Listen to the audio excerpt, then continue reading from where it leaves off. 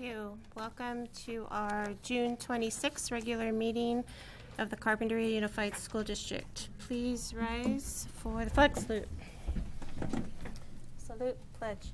I pledge allegiance to the flag of the United States of America and to the republic for which it stands, one nation, under God, indivisible, with liberty and justice for all. Yeah. So they didn't screw your timing up that time. That's right. No comments. All right.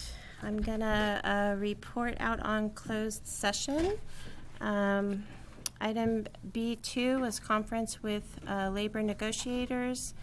Items were discussed and no action was taken.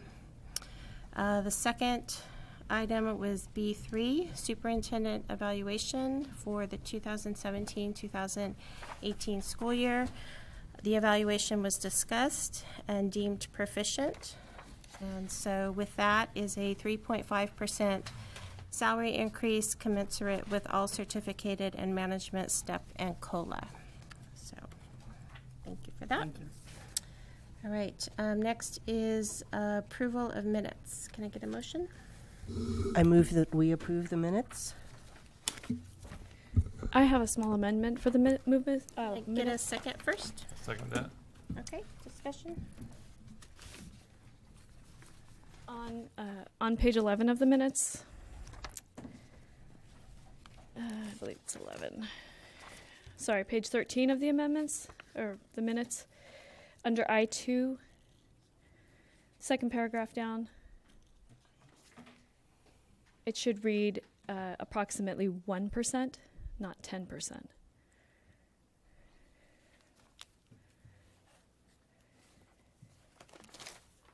Okay. Monica, got that? Right. All right, so is it all in favor? Aye. Aye. Okay, next is approval of agenda and consent agenda. Move to approve. Second. I'd like to pull items D4 and D7, please. Okay, we will put D4 under business and D7 under business operations also, I guess. Yeah. Okay.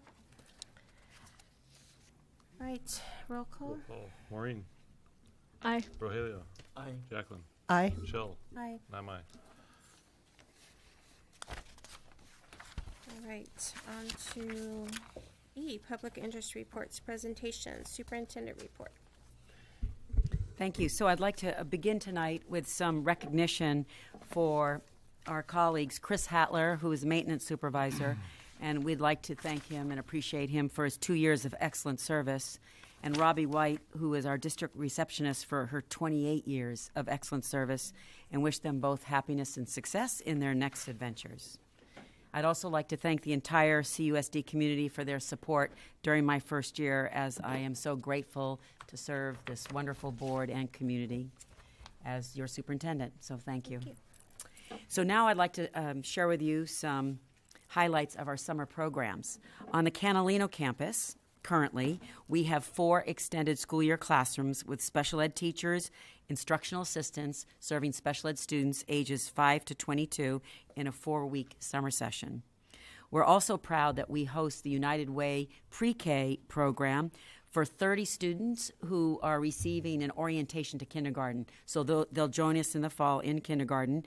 And our very own teachers are teaching. Catalino teacher Krista Munisich, thank you, and Elisa teacher Gretchen Toffelmeyer. They're providing these students with kindergarten readiness skills so that they'll be ready and successful in the fall. And most of these students have had little or no prior preschool experience. So that's a great opportunity, great collaboration with United Way. We also have an All-Stars program, which is our after-school program. It provides enrichment and some intervention services during the summer. It's held at Aliso. It serves 130 students in grades 1 through 5, and that's for 3 weeks. And additionally, we also have United Way's Fun in the Sun program. We have 48 upper grade students, and they're also enjoying some academics as well as enrichment for 6 weeks. at the Aliso campus, we have the mobile cafe, which provides lunch for not only all the summer programs, but for all children in our community under the ages of 18. At the high school, our programs are students are being served at Rincon High School, because if you've seen the high school campus lately, it is completely torn up. All the restrooms are totally gutted. So, but they will be ready by August 27th. So we are holding summer school at Rincon, and we have credit recovery courses for English, grades 9 through 12, and Math 1. We have 55 students. So they come every day for a half day, and they'll earn their credits. In addition, the EAOP, it's a Senior College Readiness Academy. We have 17 Carpentry High juniors, and they are receiving support for their college admission process. So they're developing personal statements, they'll complete the college admission forms, financial aid applications, and they will visit a college campus in LA. In addition, our FFA students are working with their animals during the summer to get ready for the fair, which starts the first week of August. So we're looking for that success. And then in terms of our colleagues, our teachers also work in the summer involved in professional development. Our food services supervisor, Janet Lubay, she attended the Child Nutrition Program Administration in Sacramento to learn about current school nutrition programs. And then we have our AVID teachers, both from the high school and the middle school. They attended the AVID conference and trainings in San Diego this past week to prepare for the AVID classes, of which we have 100 students between the middle school and high school for next year. We also provided support for our high school and middle school teachers to collaborate with their departments. So the science teachers and the math teachers, they meet together for 1 or 2 days, and they're developing new curriculum units, new assessments, and the pacing guides. And then we have at the middle school, they're developing new curriculum for the new science courses, 8th grade American Studies, and CMS math courses. This next year, our math courses will be leveled, Math 1, 2, and 3.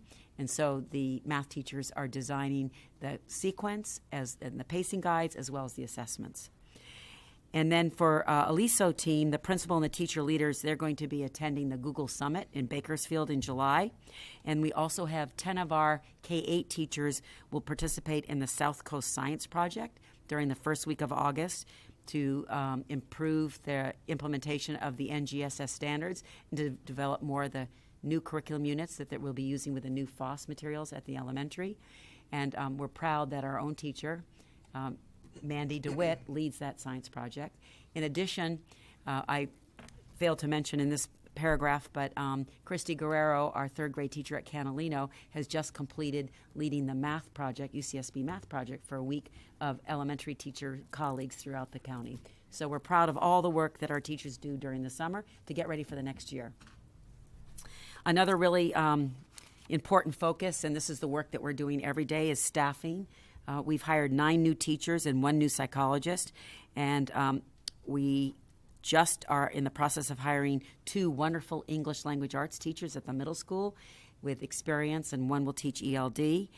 We will need to hire a math teacher, an ag mechanics, campus security, and office coordinator at CHS, and we're also hiring an additional special education teacher at the middle school. So what we really need is recommendations and references for ag mechanics. So we appreciate that.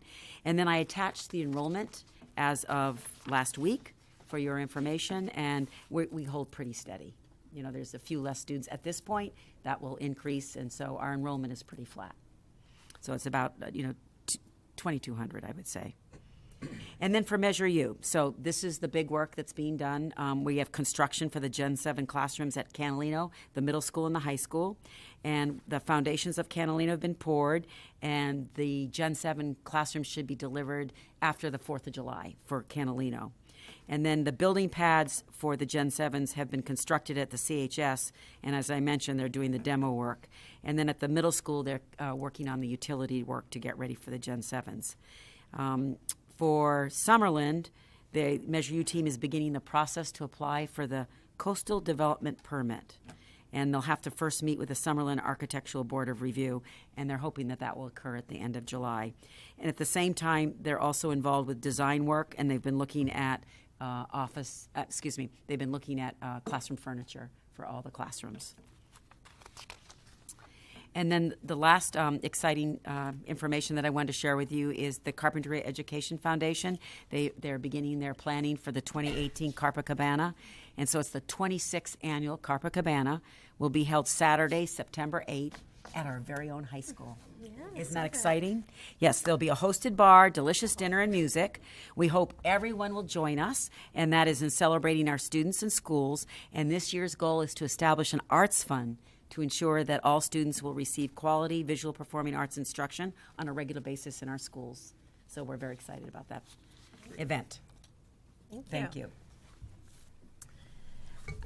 Okay, we're on to item E2, approval of Carpenter Unified School District Local Control Accountability Plan. Is there any comments on this before we vote? Oh, don't we have to make a motion? I'm, I move to approve. sorry. Second. Any discussion? Yeah, I just have the question. How often does this get rewritten? Every year at the end of the year. Every year, okay. And are the changes this year in response to the previous year? Yes, we measure the progress of the goals, and then you change your new goals based on the progress. I feel like, I guess my understanding was that there was like a major revise every 3 years and that it was kind of left in place. Is that not correct?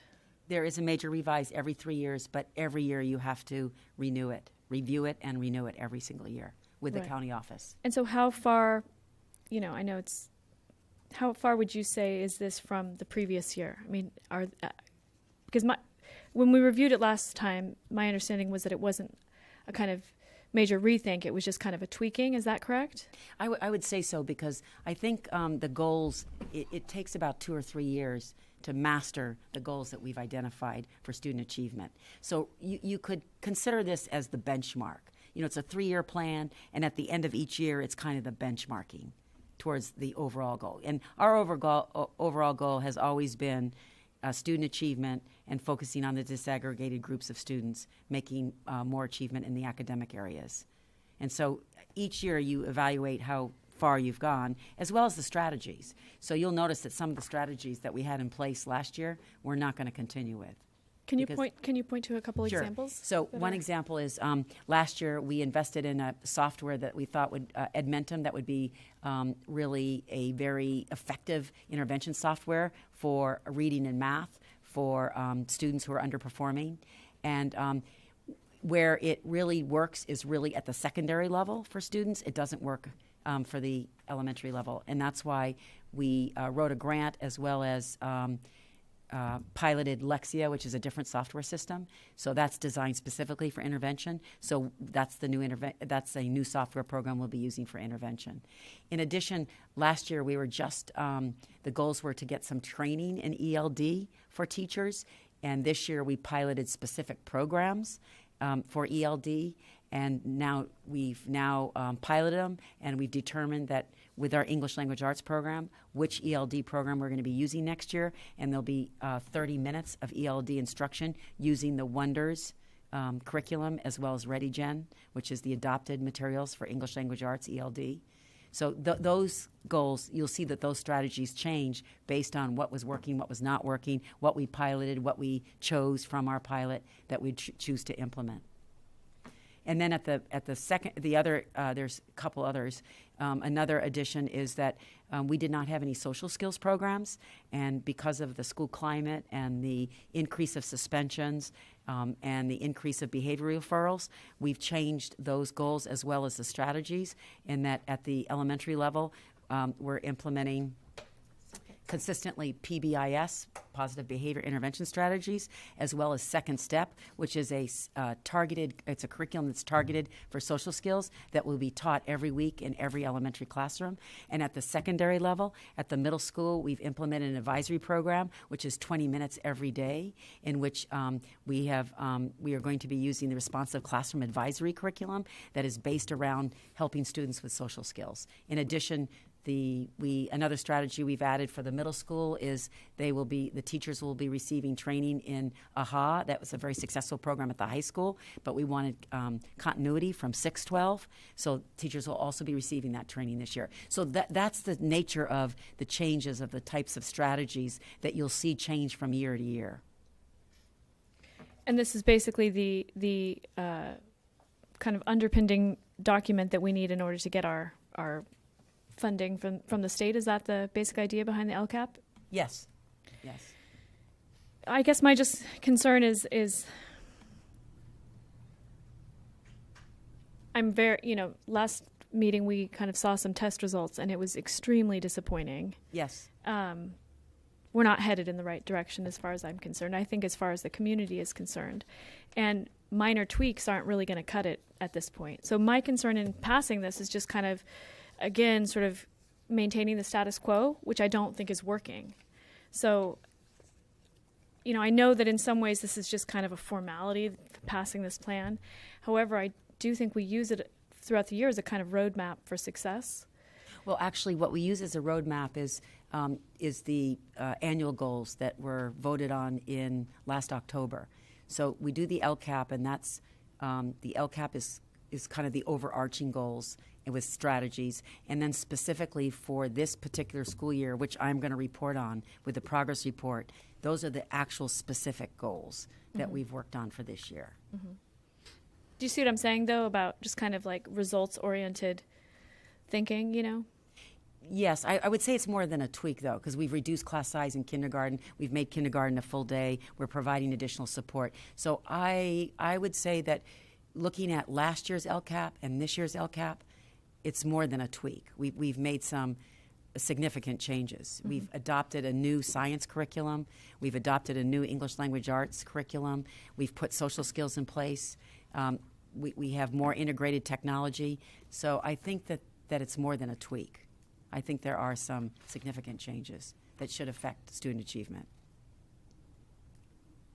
Well, I think next year, because this is such an important document, I would like to see kind of similar to the budget process, I would like to see more of the nuts and bolts of it as we go along rather than just kind of, it's such a thick document, it's hard to pull out, a lot of it. So next year it'd be great if we could learn more about it in pieces as we lead up to the LCAP approval process. Okay. Okay, so we have a motion and a second. All those in favor? Aye. Aye. Aye. Opposed?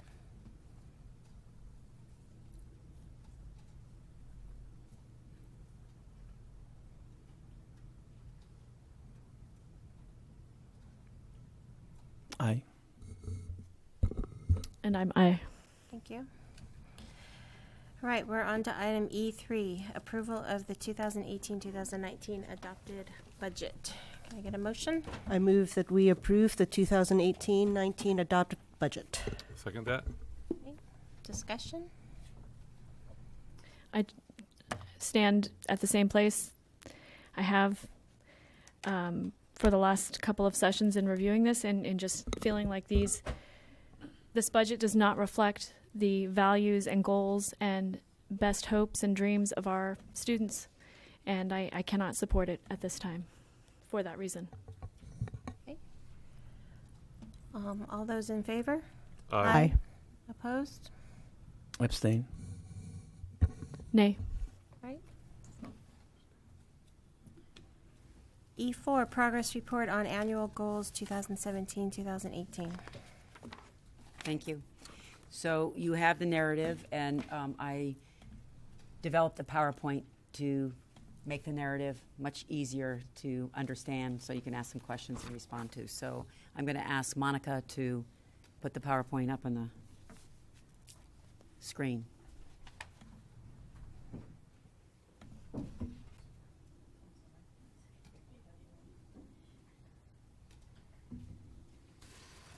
Okay, so our first goal was around student learning.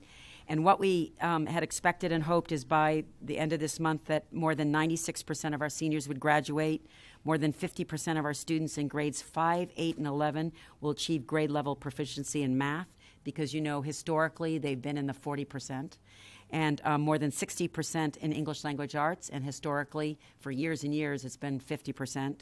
And then more than 30% of the ELL students would be redesignated as fluent English proficient students by grade 8, because the more redesignation you have, the more success they're going to be. And that more than 80% of the ELL students would score early advanced or advanced on LPAC. LPAC is the new assessment. So unfortunately, our CASP and LPAC scores we don't have as of this month that are public. So I will be reporting on this again in August and September when we develop our new goals. But I can report that 96.6% of our students graduated in June, and we still need 100%, but we met our goal. I will share with you some achievement data, but I will caution you that I don't think you can translate the achievement of Edmentum to CASP scores. So we do have better scores for Edmentum in that, and Edmentum is a software program that's used nationally. So it does indicate that for the grade 5 students, that more of them were at or above grade level in all those areas. But I'm cautioning you because I don't believe that will be translated into the CAF scores, because I don't think there's a one-to-one correspondence. I also will remind everybody that we missed 16 days of instruction, so our CASP scores this year probably are not going to be authentic scores. Grade. Oh, yes, they will be lower. Yep. Grade 8 GPA average for math was 3.24. For English language arts is 2.65. Now, this is not high-stakes assessment. This is grades. And grade 11, the GPA average for math is 2.42, and English language arts 2.85. When we were thinking about our ELD population, we did receive professional development in ELD K-12, and at the middle school and high school level, teachers implemented strategies for ELD integration and also provided reading and writing interventions during extended time at CHS and during additional time for students, ELL students at the middle school. They had 2 blocks of ELA in which they received extra support for reading and writing. Catalino piloted a dual immersion language program in 2K classrooms with 90-10 Spanish-English instruction. And then all of our elementary teachers implemented a 30-minute designated ELD program, but they were piloting the materials. They did not have the materials that they've now chosen. So now that we have a consistent comprehensive program, I think that our ELD students will be more successful in the English language. At the elementary level, our students' progress both in reading and math are regularly monitored. Excuse me, and we use federal grant funds, Title I funds, to provide targeted intervention for struggling students.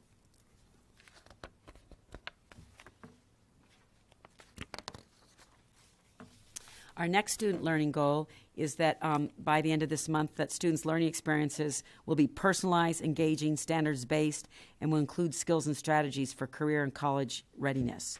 So as administrators, we provide support, coaching, and targeted feedback to developing teachers to improve their instructional skills. And we had 2 unsatisfactory teachers who were not recommended for 18-19 and are not coming back. All teachers were provided with teacher tech tools, and they implemented Google Apps for Education. We supported and facilitated a K-12 science leadership team. They met for 6 days during the year with consultants from the Lawrence Hall of Science, and they created an implementation plan for the NGSS standards at all grade levels. And you recall that Mandy DeWitt did a presentation for the board as to the results of the work that they did. So we have now newly adopted science materials for elementary. The middle school is changing their implementation of science. Instead of having 6th grade focused on life science and 7th grade on physical science, you'll have all the sciences at each grade level. So that's why the teachers are spending time this summer to work on integrating all the sciences for each grade level. Our grade 9 students, all of them participate in Get Focused, Stay Focused, and they develop a 10-year plan for college and career. And 100 of our CMS and CHS students participated in AVID classes this year. For our school climate goal, we were expecting that more than 90% of our staff, students, and parents would report that our schools are safe and respectful. So results of the California Healthy Kids Survey indicate that 93% of the staff and 95% of grade 5 students, 91% of grade 7 students, 95% of grade 9 students, 98% of grade 11 students, and 93% of parents report that our schools are safe. So over 90% of everyone reports that. Now I would like to see that increase to over 95%. That's our work. The District Safety Committee met monthly to discuss safety improvements and made recommendations that were implemented, and that is we've improved our visitor signing and badging system, and we also provided Hour Zero training for all employees regarding active shooters. The Measure U construction began with interim housing completed for the middle school, high school in Catalino. We completed the roofing for the middle school and high school, fire alarm systems at the middle school and main school, and the CHS softball dugouts. All CHS ninth graders participate in the social skills program, and that's AHA, which is Attitude, Harmony, and Achievement. And the elementary schools implemented the positive behavior intervention systems to increase positive student behavior, and next year it will be consistently implemented in all classrooms. The Just Communities provided a 3-day training to the CMS student leaders to improve the school culture and student respect, and they provided a report that we will use that information to develop lessons for the advisory programs during the on a daily basis.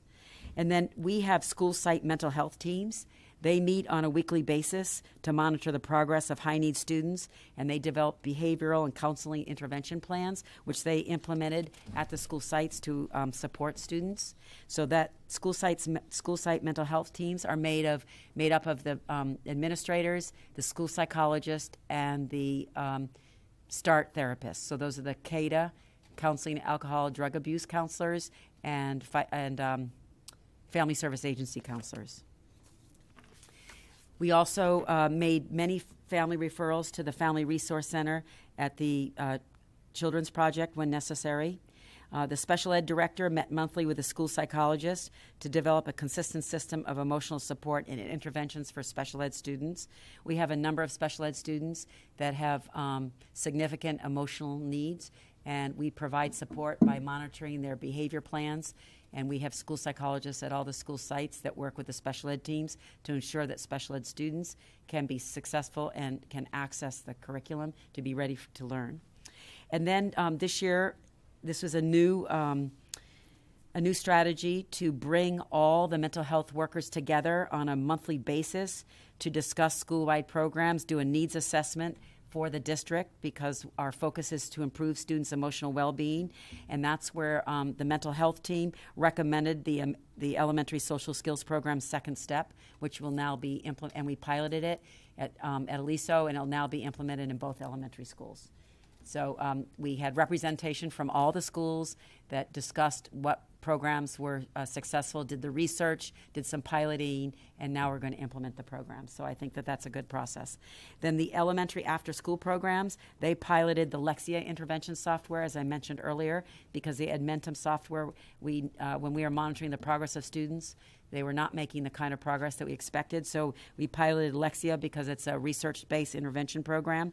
It was piloted in the elementary after-school programs, and because that was successful, we now will use it in all of our programs. So it'll be in all the elementary schools.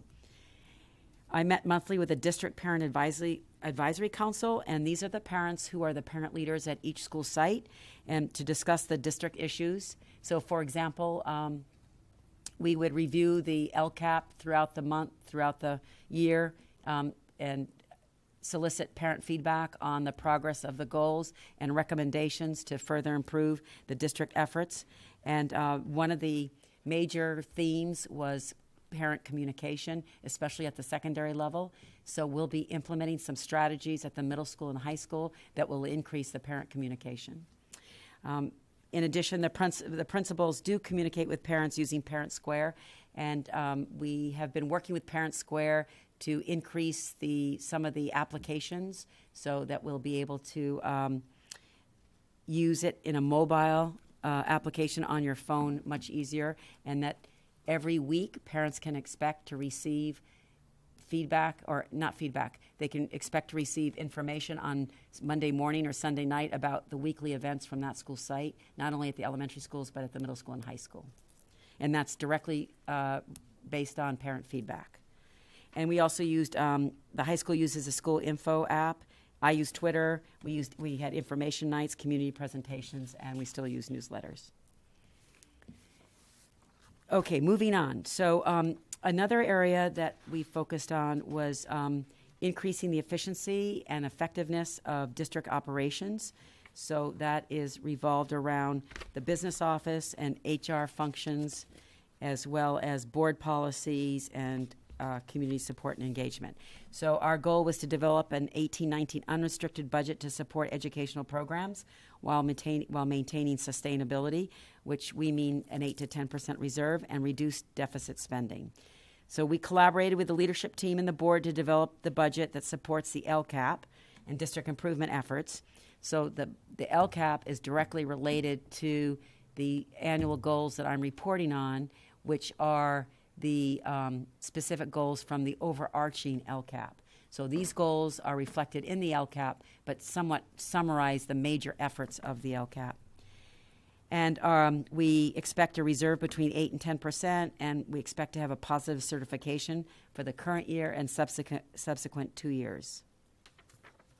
Another goal was to automate all of our business and HR functions to increase efficiency. So our goal is to replace all of our paper systems for contracts, agreements, and invoices. So we were able to do that we have Escape Business Solution, and so we were able to use more of the modules in that software program. We also purchased a School Dude software, and that automates the community facility use requests, and also will automate the field trip and athletic trip requests. So right now, previous to this year, all of the business functions were paper-driven and copied, and so we need to replace all of the paper with automation, and that's what we do slowly over the years. So this was our first year's effort. And we're excited that at the county office has actually opened an HR portal. So it's an employee portal, so employees now can use that portal to check all of their personnel information, their salary, their sick leave balance. So we're excited about that. We've been waiting for that. Another goal was to update board policies. And thanks to Maureen and Rogelio, we meet every month.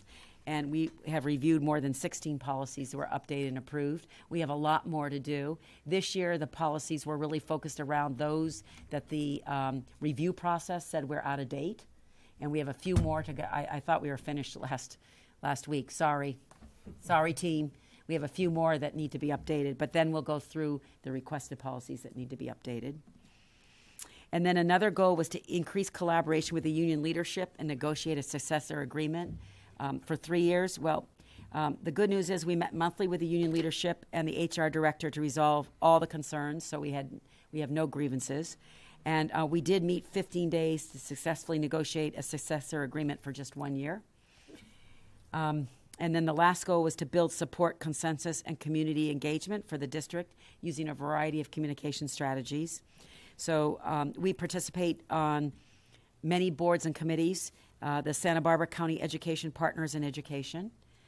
I participate on the Santa Barbara County Superintendent's Board, the Carpinteria Children's Project Board, Boys and Girls Club Community Council, the Carpinteria Education Foundation Board, the Measure U Committee, the Fighting Back Board, and the Thrive Board. We also participate regularly in the Carpinteria City government meetings. This year it was especially focused on the cannabis farmers. We also participate in Rotary, Lions, and any county meetings.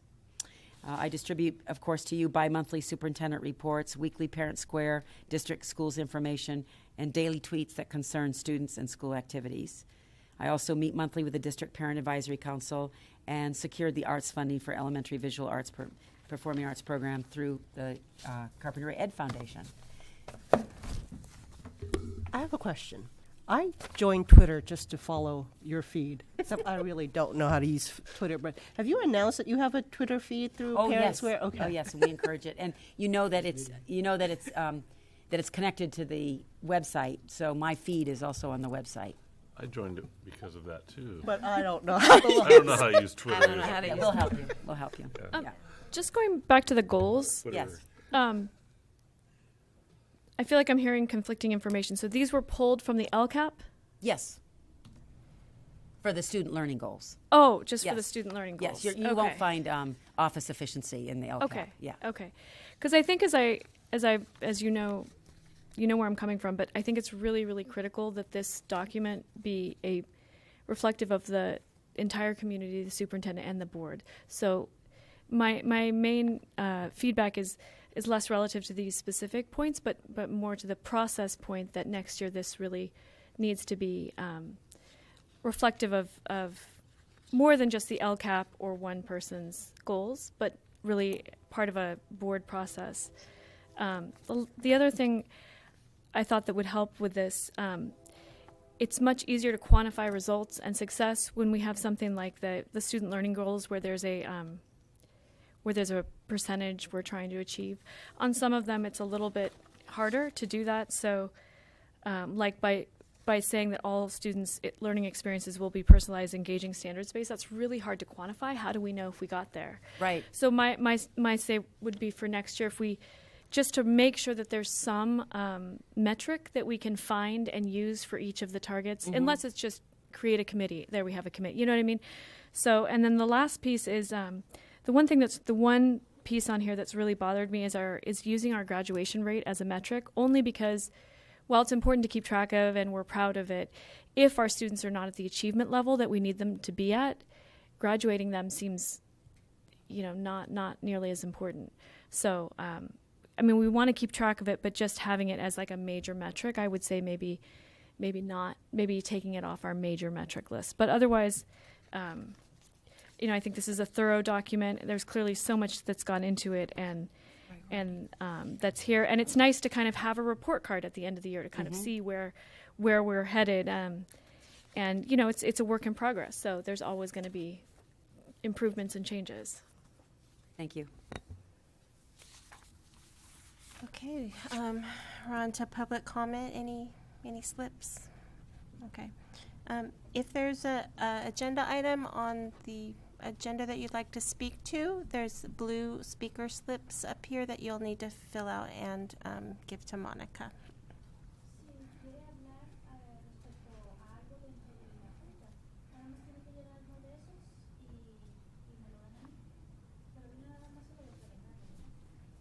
Okay. All right. Thanks. Okay, we're on to board policies. F1, Board Policy 0410, Non-Discrimination in District Programs and Activities, Philosophy, Goals, Objectives, and Comprehensive Plans. This is the second reading. Can I get a motion? I move to approve. Second? Okay, any discussion? All in favor? Aye. F2, Board Policy and Administrative Regulation 4119.11, 4219.11, 4319.11, Sexual Harassment, Personnel, second reading. I move to approve. Second. Discussion? All in favor? Aye. F3, Board Policy and Administrative Regulation 5145.7, Sexual Harassment Students, second reading. Move to approve? A second. Go ahead. Discussion? All in favor? Aye. F4, Board Policy 5146, Married Pregnant Parenting Students, second reading. I move to approve. Second. Discussion? All in favor? Aye. Aye. Sorry. F5, Board Policy and Administrative Regulation 6020, Parent Involvement, second reading. I move to approve. Second. Discussion? All in favor? Aye. Aye. F6, Board Policy and Administrative Regulation 6145.2, Athletic Competition, first reading. Move to approve? Second. Discussion? Okay, any changes that we need to be notified of from the committee? Well, you guys have read it, I'm sure, so. Okay, all in favor? Aye. F7, Board Policy and Administrative Regulation 6171, Title I Programs, first reading. I move to approve. Second. Okay, any discussion? All in favor? Aye. F8, Board Policy and Administrative Regulation 6174, Education for English Learners, first reading. Move to approve? Second? Any discussion? This one just does have, it reinforces a sort of multilingual, it reflects the Senate Bill 1174, which was approved September 28, 2014, and includes just a sort of reminder that for English language learners and their parents, their families now have the choice to choose their multilingual program. So that new regulation is now reflected in this regulation specifically for English language learners. I have a copy of that Senate Bill 1174. I'll be referring to it later if anyone wants to take a look at it. But it also, it reflects Proposition 58, which dismantled Proposition 227. Proposition 227 was a bill that made speaking Spanish in the classroom illegal. It was passed in the 90s, I believe. So this bill reflects Senate Bill 1174 is also the thing that allows for dual language immersion.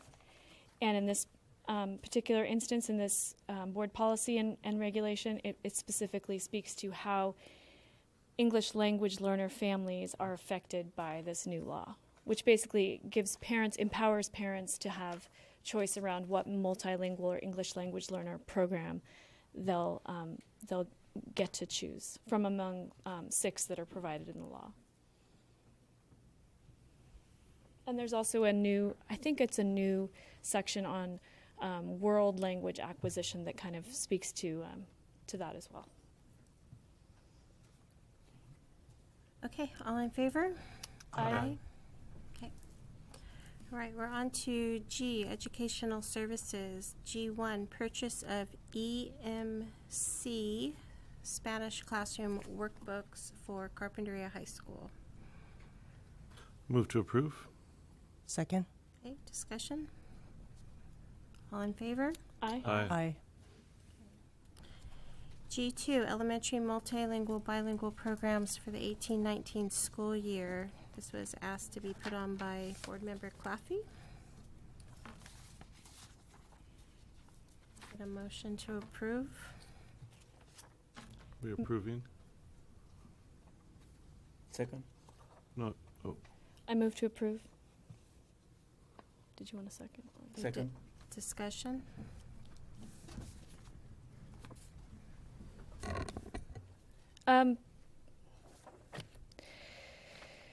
Basically, in reviewing, again, the Senate bill, primarily with regard to the English language learner policy that we were reviewing for the board policy meeting, I was reminded that of the strong language it includes for parents or legal guardians to basically take legal action against a school district if it is found to be out of compliance with the ability to give parents the choice to choose which multilingual program is available to their student.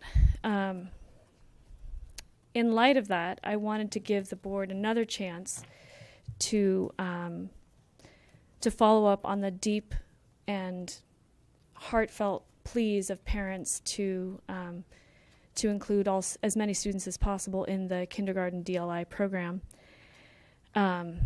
I also want to add a little legal weight to it. So it says here, and I'm happy to pass this down, my highlighted version, Proposition 227 specifies that a parent or legal guardian has standing to sue for enforcement of its provisions, and if successful, to receive normal and customary attorney fees and actual damages, but not punitive or consequential damages. It provides that school board members, other elected officials, and public school teachers or administrators who willfully and repeatedly refuse to implement its provisions may be held personally liable for fees and actual damages for a pupil's parent or legal guardian.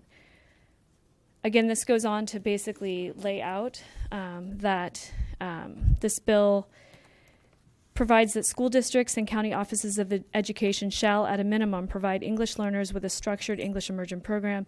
The bill would authorize parents or legal guardians of pupils enrolled in a school to choose a language acquisition program that best suits their child as provided. That that ability to choose a program is then extended to all parents in a school. And at the very end, it says, parents or legal guardians or pupils enrolled at the school may choose a language acquisition program that best suits their child pursuant to this section. Schools in which the parents or legal guardians of 30 pupils or more per school of the parents of legal guardians or 20 pupils or more in any grade request a language acquisition program that is designed to provide instruction shall be required to offer such a program based on the requirements of Section 305. So I know we've discussed this and we've looked at it. I feel like we've looked at it through the lens of, oh, wouldn't this be great to have, or sort of an optional program.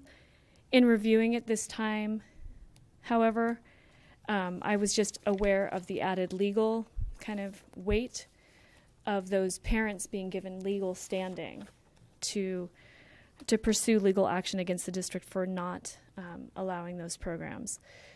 That legal standing combined with the deep desire of those parents to have a program, to have the program for their child, I believe made it my duty really to bring this up to the board one last time, to give us the final opportunity to say, yes, we would like to provide your family with another opportunity for this particular dual language program, knowing that the blowback could be some sort of legal settlement. So happy to pass the bill as it's written down for people to take a look at. Any further comments? All right, all in favor? Wait, what is the actual motion that we're voting The on? motion was to approve, so we're voting on it. The program? The expansion. Is that the recommendation of Diana? This is the recommendation from April 24th. So what I recommended was, this is what you're referring to, right? The April 24th recommendation? I'm not clear what you're recommending. Are you recommending for next year an expanded kindergarten? Well, what I had asked for to look at, to revisit today, was whether or not, based on a deeper understanding of the law and our obligations towards the law, and the considerable outpouring of our community and parents that continues, whether those two things, in addition to Diana's previous recommendation, those three things, I guess, would be enough to sway the board. The last point I wanted to make is that I believe the points that the board made, which was that there wasn't being appropriate quantification of the students, that wasn't being done. That was disproven. We know there's a UCSB study happening. And the second point being that the staffing piece was sort of under question, and that has been, I believe Ms. Pursoon has worked on that. So I'm just clarifying, you're asking us to re-vote on the previous recommendation that was brought forward on April 24th? No, actually, I think 24th, I wasn't recommending an additional class next year. I was recommending a additional first grade class. Why don't you go ahead and make the motion of what you're asking for, Maureen? Okay. I move to add an additional DLI kindergarten for next fall, with the Superintendent Rigby given the opportunity to figure out where that classroom would be best be housed. Is there a second? Second. Is there any public comment on this? No. Okay. There's no further discussion. We will vote on that motion. All those in favor? Aye. Aye. Opposed? No. Nay. Nay.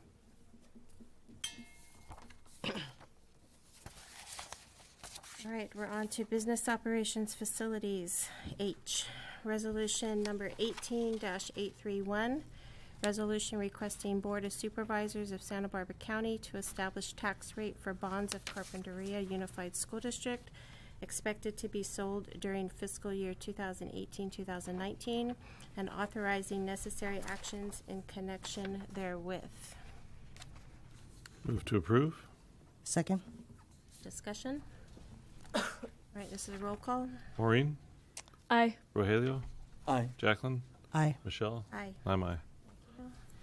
H2 warrants. We're asked to approve the warrants of June 14th, 2018 through June 21st, 2018, in the amount of $374,401.78.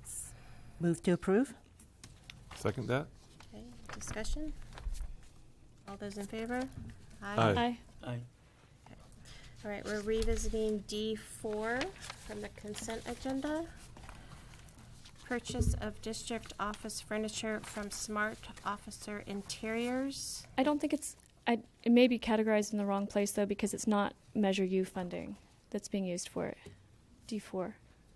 I put it under business. Business operations. Yeah, Okay. it's because it's out of the general fund, right. not So it's Measure U. H3. So- We're in, the- we're in sorry. H. Sorry, it'd be under H, though. Yeah, we're on We are H. under H. We're in H. But it's D4. I said we're revisiting item D4 from the Yes. consent agenda? Yes. Okay, so the total cost is $17,074.45 paid for out of general funds. Can I get a motion to approve? I move to approve? Second? Discussion? I just took a moment to $17,000 I felt like was a lot for office furniture for the district office. I've heard a lot of criticism and feedback and discussion of, various district things that are lacking, and I've never heard anyone say, that district office furniture really needs a revamp. So I wanted to look through this to kind of see what I was getting, and it appears that it's 3 cubicles. Is that correct?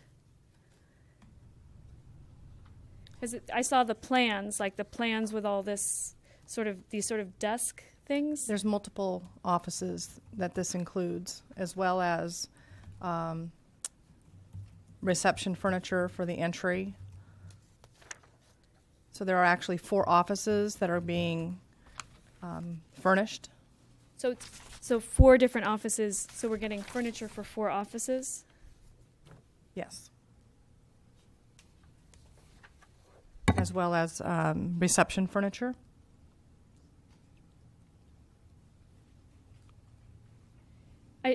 Because this is coming from the general fund, I just feel like $17,000 would be far better spent in a human resource capacity with adding aides, hours for instructional aides or something else. I don't really feel that this is a important use of our funds right now. I think it also it's talking about ergonomic Right. standards. I'm assuming this is to divert any future workers' comp claims that could come from the inefficient furniture. Correct. And the Yeah. furniture we currently have has been scavenged and pieced together. Yeah, And it's old.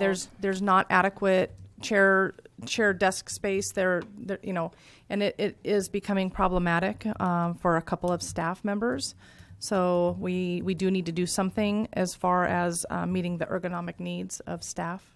Well, perhaps the 2 staff members who are having problems could look into ergonomic furniture, but it just seems like if you look at the plans, they're quite extensive. It's like desks and chairs, and I'm just going based on the material that's provided. Yeah, that there's kind of a whole system happening. I'm not sure this is where our attention needs to be focused right now, financially.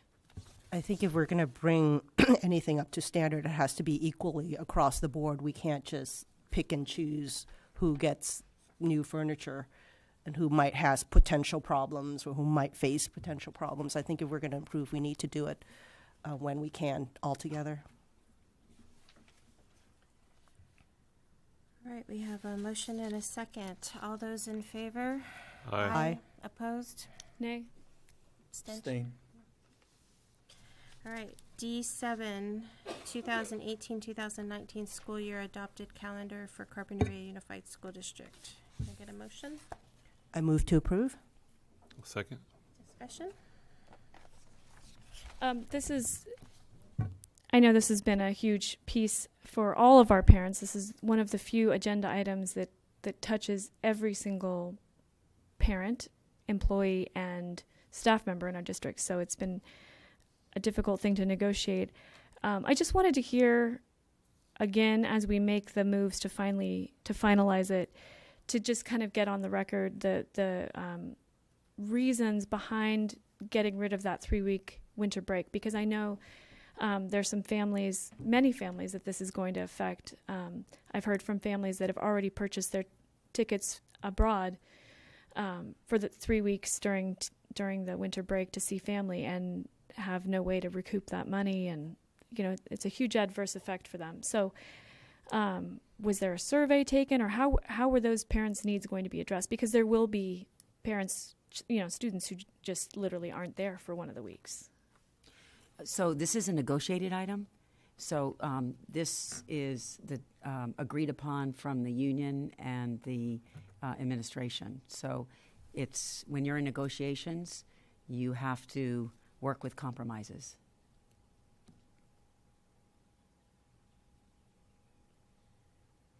So there's no way to, surely somebody came up with the idea, or how did the idea develop? The idea for The 3 week to change, to take back the 3 week. it wasn't break. taken back. Excuse me, to change it from a 3 week break. Well, it's 3 weeks less 2 days. It still goes into the third week. As I said, it's a negotiated item. So, you compromise when you're in negotiations. So there's, if you ask anyone in the community or any staff member, you have 50% want 3 weeks, 50% want 2 weeks, 50% want 1 week.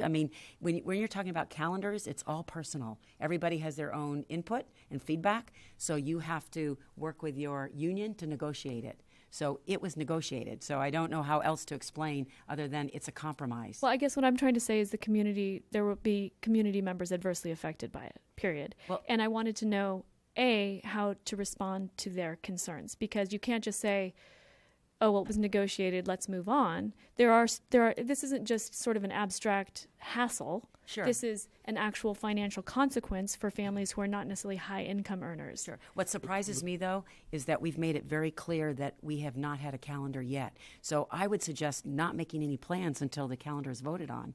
And it's unfortunate that it was so late. And our next year, our goal is to have a new calendar by February. I think that's reasonable. But because of the length of the negotiation process, we weren't able to get it done sooner. So for that, I apologize in that it should have been done by February, and I'm so sorry that anybody would make arrangements before the calendar was adopted. And it was a late process, and it shouldn't happen again. But again, it's part of the negotiations process. So for next year, if this, I know historically it has been a 3 week break for years. I don't know exactly how many. This year it got changed. Moving forward, rather than saying it's just a negotiated item, is there a more process-driven way that could be investigated for the families who are here, for the families that are here that want to know, hey, they want to know, because it was a historical thing and it got changed without necessarily them knowing. Is there anything you can suggest for next year, going into the process, like perhaps a survey taken in the first week about, or I don't know. Well, we typically do a survey every year, and so we did do a survey. We did have a parent survey, and the feedback was they prefer 2 weeks. So we did have a parent survey, but that's not what drove the decision making, because it's negotiated. So it's, again, what I would say is, give feedback to your principal and to your teachers what you're interested in, and they can bring it to the negotiation table. Couple of comments is that's why it took 15 days of negotiations, and nothing was agreed upon until the last minute of the 15th day. And yes, I understand, Marine. For example, someone who bought a plane for Guadalajara, Mexico City, let's say they bought that ticket back in March, probably 300 round trip. Now you try to buy it, it's probably pretty close to 800. Yeah. So a whole family traveling, that's a lot. Yeah. Yeah. But another change in the calendar is that for the Thanksgiving week, actually students and staff are getting the whole week. Mm-hmm. So that's 7 days, I would say. Mm-hmm. Monday, Tuesday, Wednesday, Mm-hmm. Thanksgiving Day, Friday, and the weekend.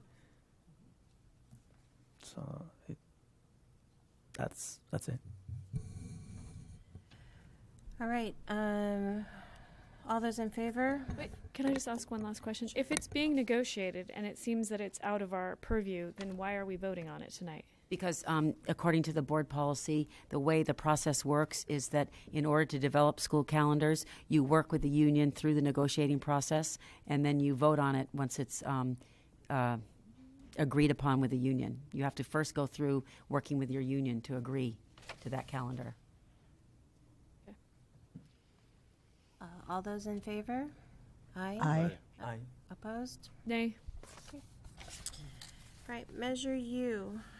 I-1, acceptance of completed contract, campus-wide new fire alarm system at Carpinteria Middle School with Scott and Sons Electric in the amount of $261,728 paid with Measure U funds. Can I get a motion?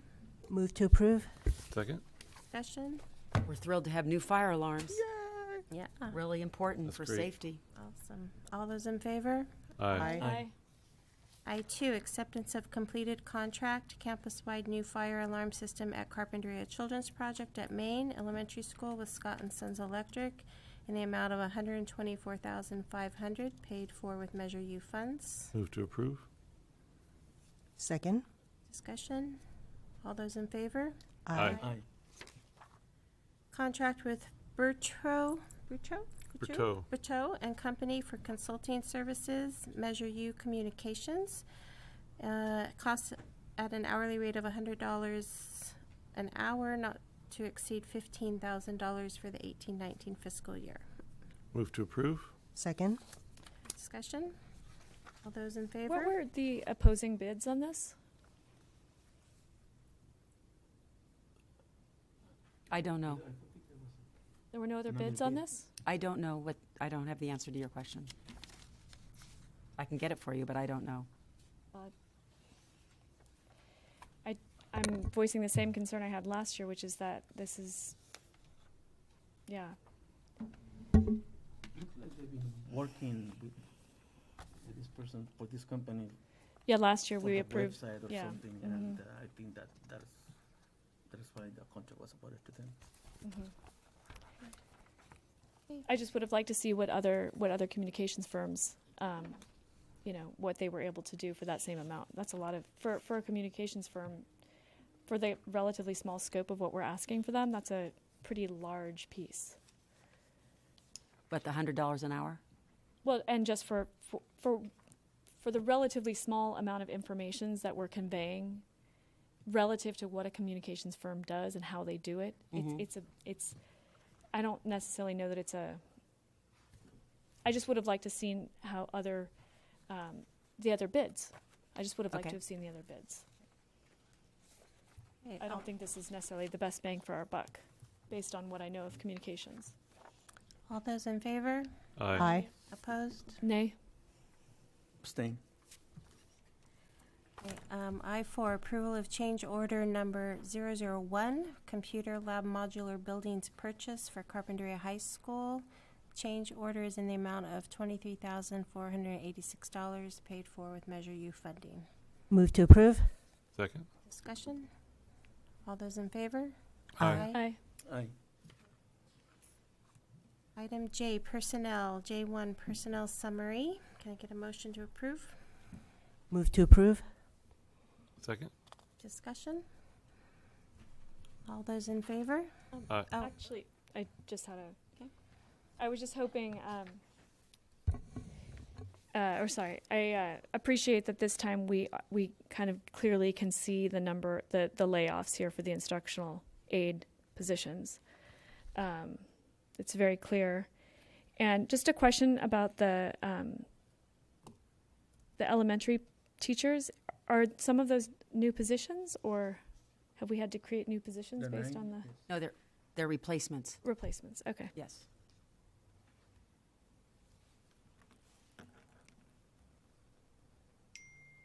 Any other discussion? And the Science Matter funding, is that part of our general fund? No, as it's well? not. Okay. It's from UCSB, and this is the last year that we'll have that funding. But it's only for science-related things? Yes, it's for or- professional development for teachers. So we're proud that we have our 2 teacher leaders, Kim Castagna and Nicole Hughes, and then we have a number of teachers that are participating in the professional development. for specifically for science. Okay. Yes. Got Yes, it. that's the science project. Okay, great. That I mentioned, the week training. Right. All those in favor? Aye.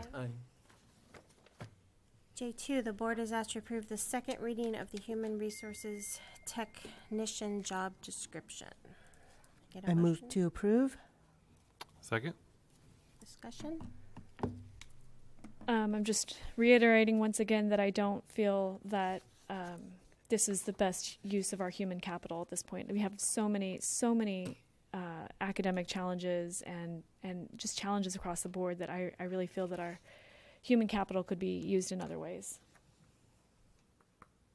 Okay. All those in favor? Aye. Opposed? Nay.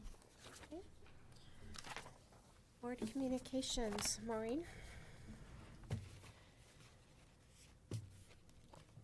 Nothing. Helio? I'm just happy that we finally came to an agreement with the bargaining team, with the union, the district, and that's a huge step, a very big one that save a lot of time, a lot of money, a lot of grievances, legal action, and I'm just happy for it. Thank you. Thank you all. Jacqueline? Andy? Happy summer, everybody. Enjoy it. Me too. Hope everyone has a great and safe summer. We have our future agenda items still. Anything for board calendar? Oh, yes. Yes. So our next meeting is July 10th. And then we will meet only once in August, August 24th. So there's One meeting in July and one meeting in August. August 24th. 8. Oh, sorry. August 28th, excuse me. August 28th. 28th and July. So Right. we are Canceling canceling the August August 14th because of quorum. Yep. So July, I'm sorry, 24th, July 10th. 10th. Yeah. Sorry, I keep going for that third one. Yes. July 10th, August 28th, August 14th is canceled because 3 of us can't be there. Yep. All right, if that's it, we're adjourned. Thank you. Thank you.